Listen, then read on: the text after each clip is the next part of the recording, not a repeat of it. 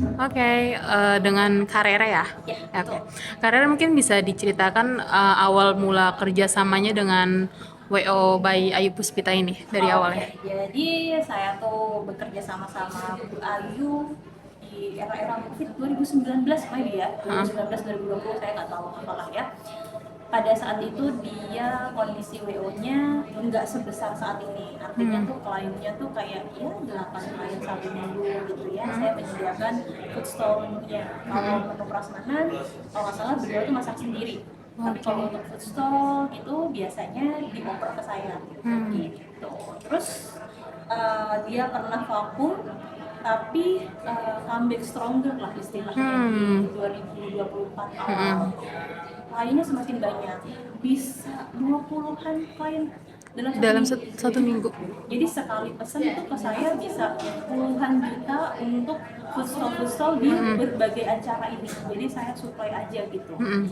Gitu. Terus mulai bermasalah sekitar Agustus atau September gitu ya, pembayarannya itu jadi mulai terkendala. Mulai yang awalnya tadinya kan negosiasi sama saya pembayaran itu uh, lewat 2 minggu dari acara. Mbak misalnya minggu ini dibayar di minggu ketiga, kayak gitu kan ya. Saya pikir oke lah ini bisnis, sebenarnya nggak masalah gitu ya, karena memang saya juga kerjasama nggak cuma sama WO ini, saya kerjasama sama WO yang lain, saya kerjasama sama hotel. Pembayaran itu selalu di setelah acara, gitu ya.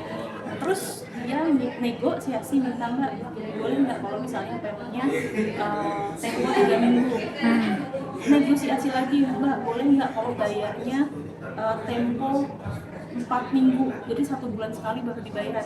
Waktu itu dia bilangnya sih karena dia mau merubah siklus finance-nya gitu. Kayak hotel-hotel besar kan juga seperti itu ya. Pesanan dari tanggal sekian sampai tanggal sekian di cut off, kemudian dibayar sesuai dengan siklus payment-nya. Dia bilang seperti itu. Oke lah, saya ikutin. Karena kan pada saat itu juga kebetulan katanya dia udah jadi perusahaan gitu ya. Terus kebetulan saya juga ada PT juga, jadi oke lah, mungkin ini sebuah kerjasama antar perusahaan, saya berpikir seperti itu. Terus mulai September semakin sulit. November tuh saya udah bilang saya nggak mau lagi nih dengan sistem payment yang seperti ini, karena outstandingnya di saya tuh sekitar 287 juta, hampir 300 juta ya, sudah cukup lumayan. Saya pikir nggak sehat dong kalau misalnya saya supply terus. Dia nego, akhirnya dia bilang oke, outstandingnya kita keep, tapi untuk acara yang berjalan saya akan bayar cash. Jadi 3 minggu terakhir nih sebelum kejadian ini dia bayar cash ke saya H-1. Jadi acara Sabtu dia bayarnya Jumat. Minta tolong ke saya Mbak, tolong bantu Mbak, gitu lah ya. Ngomongnya sih sama tim saya ya, bukan sama saya langsung. Terus ya udah, karena dia bayar cash saya antar. Untuk kasus yang saat ini viral, di minggu itu saya juga masih terima order di dia tuh sekitar 12 tempat gitu. Harusnya dia payment ke saya lupa ingat, pagi 8 juta, terus sorenya tuh harus payment ke saya 34 juta, terus minggunya beda lagi. Pokoknya di minggu itu 50-an lah ya gitu.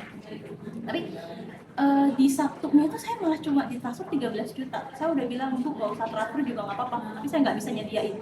Nangis orangnya ke saya, Mbak tolong dibantu, ini kasihan banget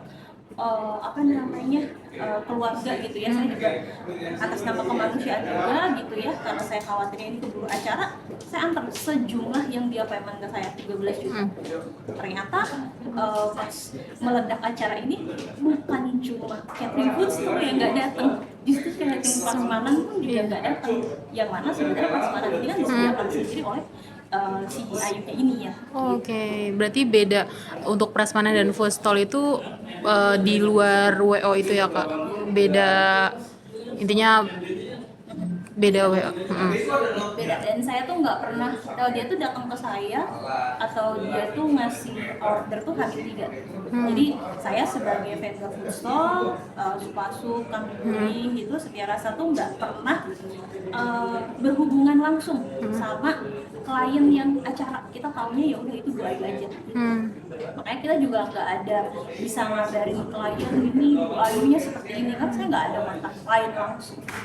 Oke, berarti selama kerjasama itu kontaknya itu tidak dengan Bu Ayu langsung, tapi mungkin dengan rekan-rekan Bu Ayu gitu? Ya dia ada GM-nya, kadang-kadang koordinatornya, kadang-kadang Bu Ayunya. Kalau dia lagi mohon biasanya Bu Ayu. Oke. Mungkin Kak, total kerugian sampai saat ini berapa sih Kak dari vendor Kakak sendiri? Potensi kerugiannya ya, saya nggak tahu kan ini nanti apakah ada pergantian atau mungkin ternyata dibayar ya. Saya Betul. bilangnya mungkin potensi kerugian yang saya alami sih sekitar 287 juta. Oke.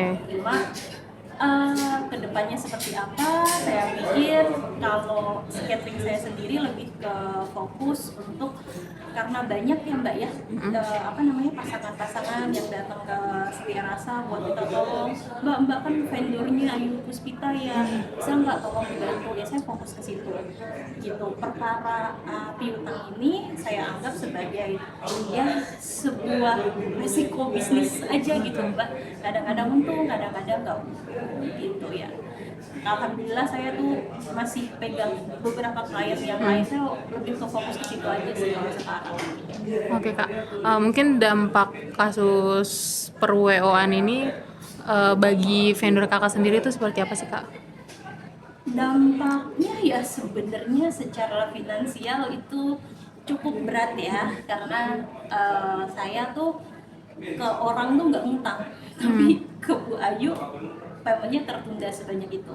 Selama ini saya tetap layanin itu pakai uang personal saya gitu. Jadi ya secara finansial cukup terdampak lah gitu. Terus ya udah itu aja sih paling buat, tapi oke, namanya juga bisnis ya.